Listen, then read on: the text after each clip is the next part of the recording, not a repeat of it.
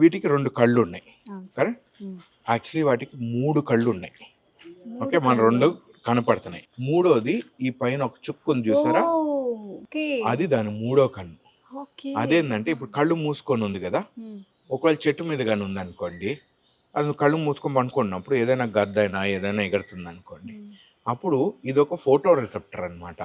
అది పైనుంచి ఎగిరినప్పుడు ఓహో ఏదో ఉంది అని చెప్పి అది ఆ నీళ్ళలోకి దూకేదానికోసం కళ్ళు తెరిచి చూసుకోవటం ఏదో ఒకటి చేస్తుంది అనమాట.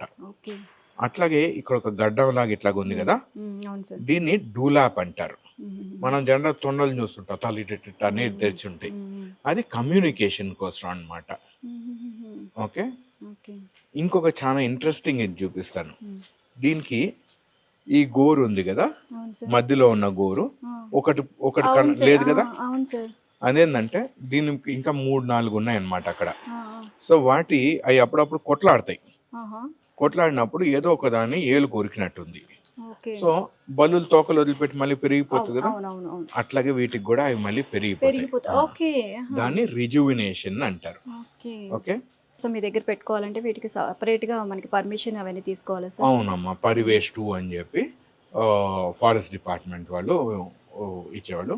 దాని సర్టిఫికేషన్ వచ్చి MOEF, ministry of environment, forest and climate change నుంచి వస్తుందన్నమాట.